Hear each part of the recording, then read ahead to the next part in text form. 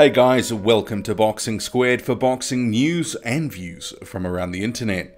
The March 3rd matchup between Deontay Wilder and Luis Ortiz, it really does have the potential to influence the minds of millions of boxing fans worldwide.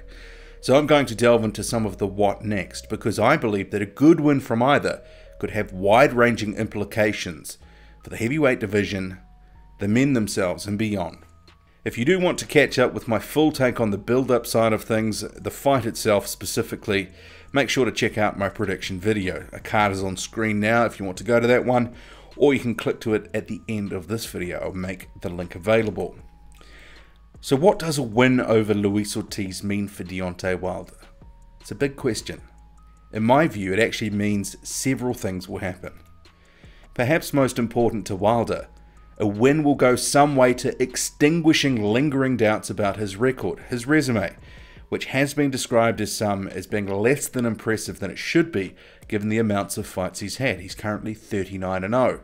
So going 40-0 with Luis Ortiz on there, a good win, it would see him afforded a measure of respect. A measure of respect that some fans until now have been unwilling to give him. Wilder has spoken previously about wanting his full credit, wanting his full respect if he beats Ortiz. And these comments from September 2017, this is the first time they had a press conference for the first fight which was cancelled between Wilder and Ortiz. It does show how deeply personal he takes the criticism about his career. I've been tired, man. I've been tired hearing people blather their mouth, run their mouth. You know, saying shit on the internet, they want to say in front of my face. Here's my face right here, here I go. For all the naysayers in here, because it's a lot of them in here. Don't act like it's not. For all the naysayers, here I am right here. Here I am right here. Put some more fuel to the fight. Because I'm going to whoop Luis Ortiz's ass. I know he on the phone hearing it. I hope you hear. I hope you hear. It's going to be crazy. I talk that talk. So I know I have to walk that walk. And walking that walk, I ain't got no problem with it. So should he come through the toughest test of his career, not only will Deontay Wilder get some respect, I'm sure he'll also win over some new fans. He'll also win over some of those who've been sitting on the fence waiting for him to come through what they see as a true test. There's a lot of people that talk in the comment section of my videos when Deontay Wilder is mentioned that they like the guy, but they're just not quite sure. So a good win, I think that will win some of those people over, as well as a legion of new fans.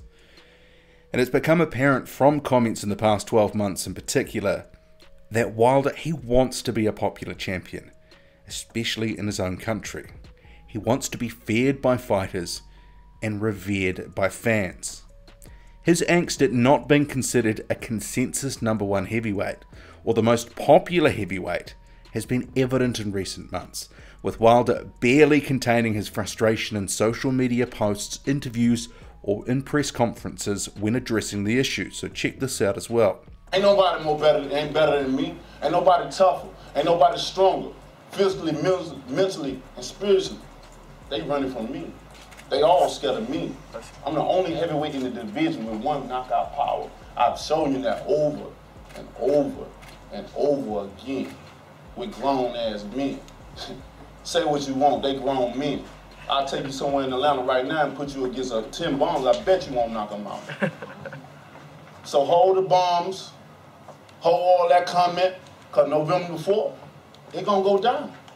And when they do, we'll see. And after that, y'all already know who's going to be next. I'm ready to unify. I've been ready, and I'm so serious.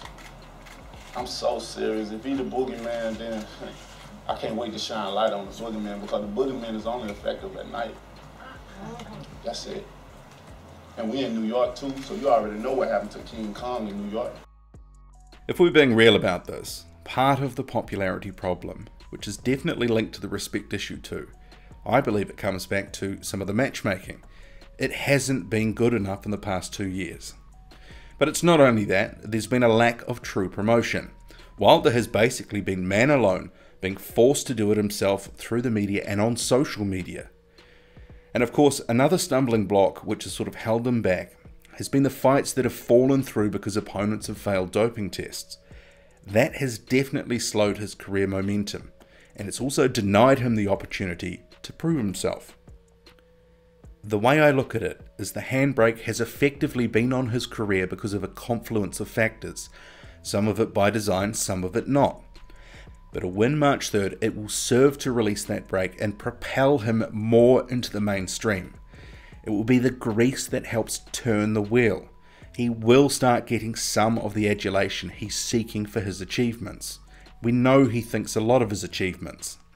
And when you think about it as well, Wilder, he's a well-spoken guy, he's likable, he's charming when he wants to be. So there's no reason he can't fulfill his potential star power. He could be a star, a big star. And when things do start to click, like after a good win, they tend to be like a snowball rolling downhill, gathering momentum and growing organically. And the way that you sort of keep that moving is finesse it at the edges through promotional activity.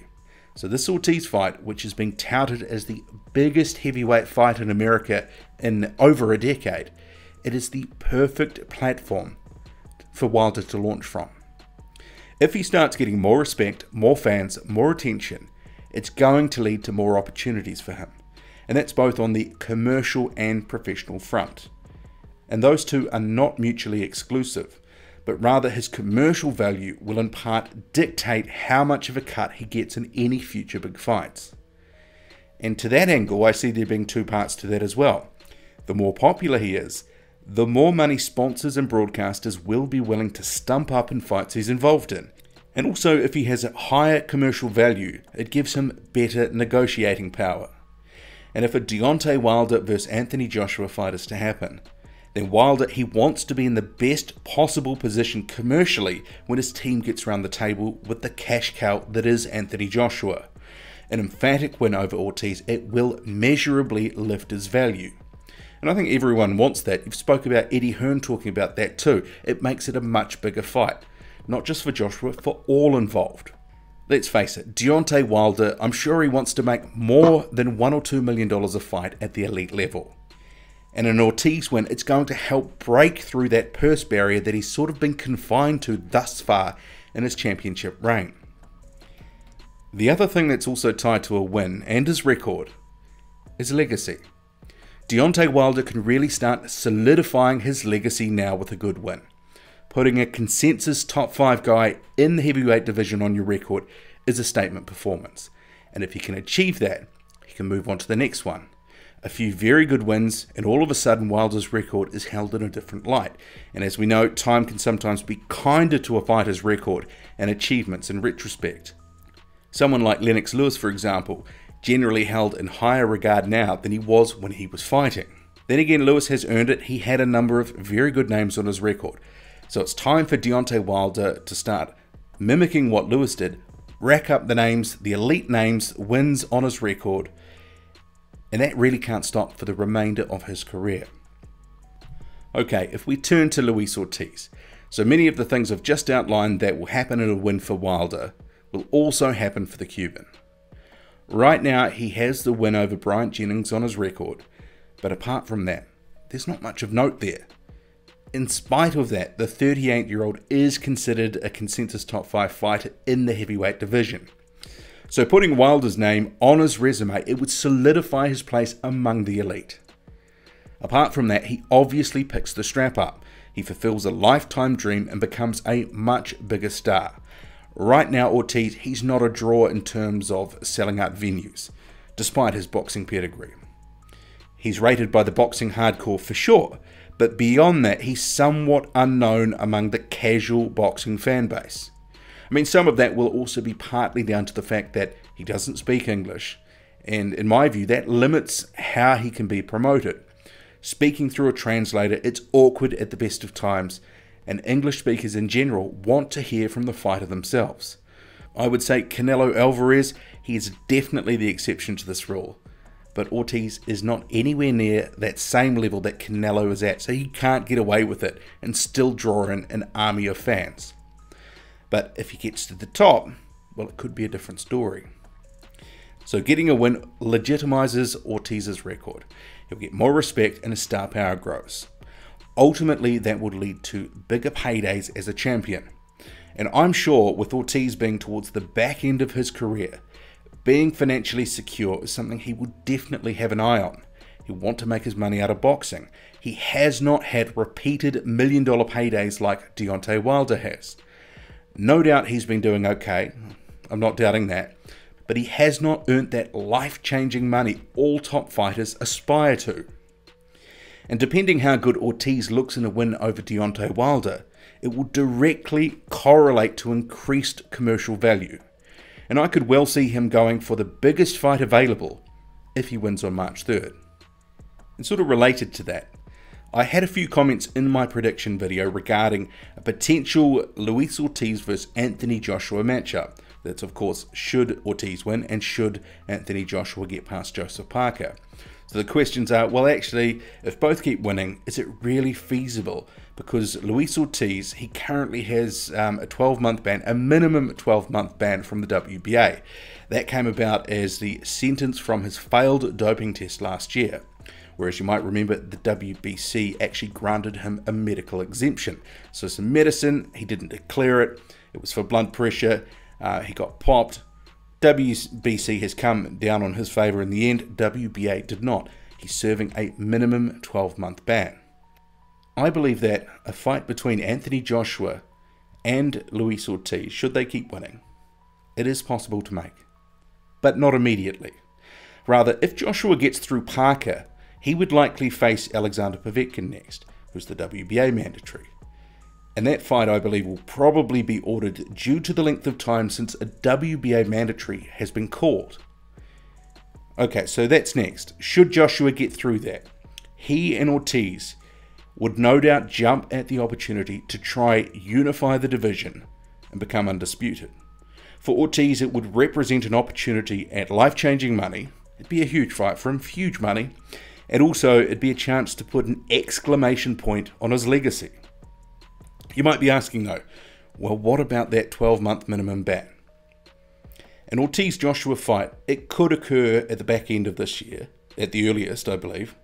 But more likely, it's probably going to be somewhere in early to mid-2019. And by then, the minimum period that Ortiz would have to serve, it would have been served. And also take into account, and this is something I believe strongly, if the WBA stands to earn some major cash through sanctioning fees, etc., you would likely see any Ortiz issues worked out and some sort of probationary testing protocol implemented as a trade-off. He's effectively doing that now anyway with the WBC. They're making him jump through some hoops. And fair enough too. He didn't submit paperwork and the whole thing's a little fishy. So while it's true there's some barriers to an Ortiz-Joshua undisputed clash, none of it is insurmountable in my view. They both just need to keep winning and put themselves in the position for it to get made. But I think Ortiz, much like Wilder, they both stand to make a lot of money. Their star power goes up, their records get respectability, and for Deontay Wilder, he will get more respect, and he's been calling for that and craving that for some time. So March 3rd, may the best man win. What do you make of it all? Drop a comment, hit like, hit subscribe, follow me on Twitter, boxing_squared. I'm out.